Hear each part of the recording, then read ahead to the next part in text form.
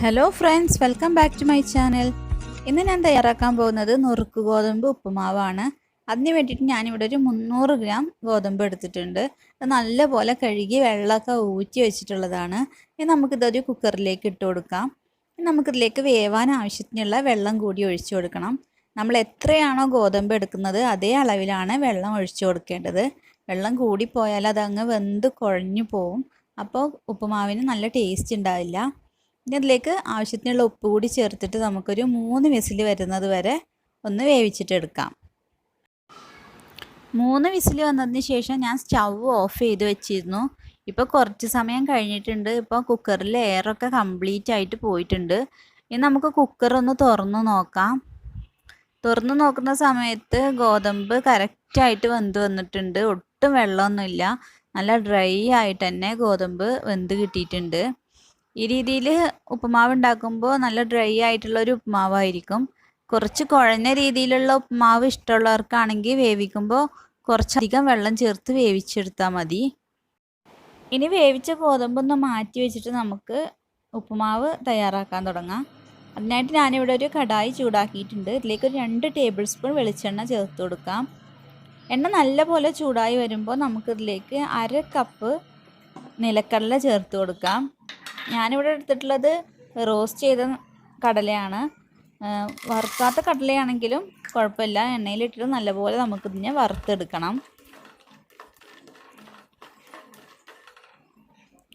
ഇനി കടല നന്നായിട്ടൊന്ന് മൂത്ത് വരുമ്പോൾ നമുക്കിത് എണ്ണയിൽ നിന്ന് കോരി മാറ്റി വെക്കാം.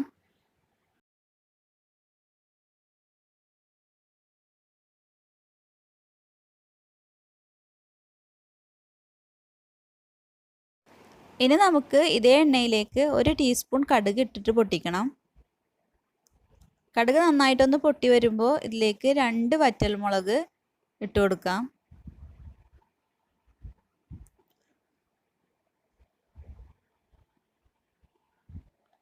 ഇതിലേക്ക് 2 തണ്ട് കറിവേപ്പില കൂടി ചേർത്ത് കൊടുക്കണം.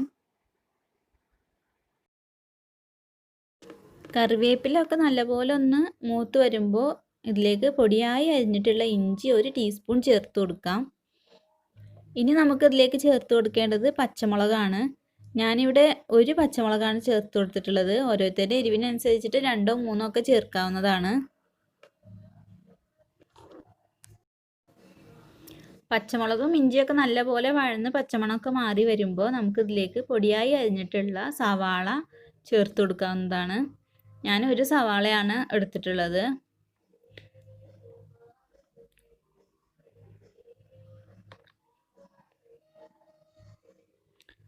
സവാള നല്ലപോലെ ഒന്ന് വഴറ്റിയെടുക്കാം.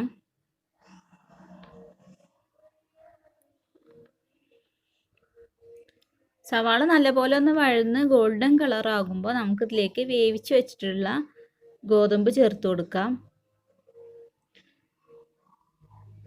ഗോതമ്പ് ചേർത്തതിന് ശേഷം നമുക്കിത് നല്ലപോലെ ഒന്ന് മിക്സ് ചെയ്തിട്ടെടുക്കണം.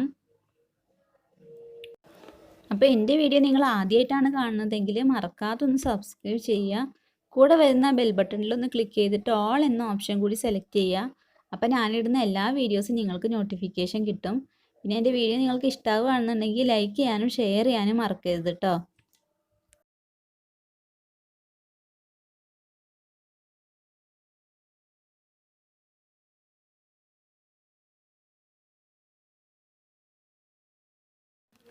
ഇനി നമുക്കിതിലേക്ക് ചിരകിയ തേങ്ങ ചേർത്ത് കൊടുക്കാം. ഒരു 1/4 കപ്പോളം തേങ്ങയാണ് ഞാനിപ്പോൾ ചേർത്ത് കൊടുക്കുന്നത്.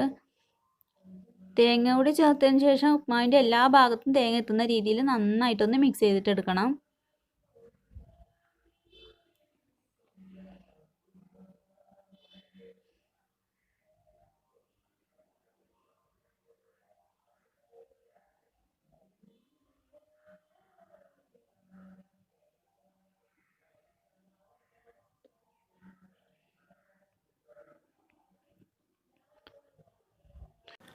ഇത് നല്ലപോലെ മിക്സ് ചെയ്തെടുത്തതിന് ശേഷം അതൊന്ന് മൂടി വെച്ചിട്ടൊന്ന് കുക്ക് ചെയ്തിട്ടെടുക്കാം. ഒരു 2ഓ 3ഓ മിനിറ്റ് നമുക്കിതൊന്ന് മൂടി വെച്ചാൽ മതി. ഇനി കുക്കാവാനൊന്നുമില്ല. നമ്മുടെ ഉപ്മാവ് ഏകദേശം റെഡി ആയിട്ടുണ്ട്. തേങ്ങയൊക്കെ ഒന്ന് നല്ലപോലെ ചൂടാകുന്നത് വരെ ഒന്ന് അടച്ചു വെച്ചാൽ മതി.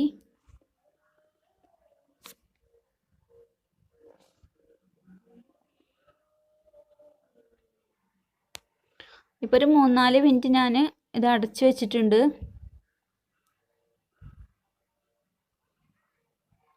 ഇപ്പം നമ്മുടെ ഉപ്മാവ് ഏകദേശം റെഡി ആയിട്ടുണ്ട്. ഇനി നമുക്ക് ഇതിലേക്ക് നേരത്തെ വറുത്ത് മാറ്റി വെച്ചിട്ടുള്ള കടല കൂടി ചേർത്ത് കൊടുക്കണം. ഇത് നമുക്ക് ചൂടോടെ തന്നെ സെർവ് ചെയ്യാം. വളരെ ടേസ്റ്റി ആയിട്ടുള്ളൊരു ഗോതമ്പ് ഉപ്മാവാണിത്. കടലയും തേങ്ങയൊക്കെ കൂട്ടിയിട്ട് കഴിക്കുന്ന സമയത്ത് നല്ല ടേസ്റ്റാണ്. വളരെ ഹെൽത്തി ആയിട്ടുള്ളൊരു ബ്രേക്ക്ഫാസ്റ്റ് കൂടിയാണിത്. അപ്പോൾ ഇതെല്ലാവരും ഞാനൊന്ന് ട്രൈ ചെയ്ത് നോക്കുക. ട്രൈ ചെയ്ത് നോക്കുന്ന സമയത്ത് ഇഷ്ടമാകുകയാണെന്നുണ്ടെങ്കിൽ ലൈക്ക് ചെയ്യുക, ഷെയർ ചെയ്യുക. പിന്നെ നിങ്ങളുടെ ഫീഡ്ബാക്കുകളൊക്കെ എനിക്ക് കമൻറ്റായിട്ട് അറിയിക്കുക.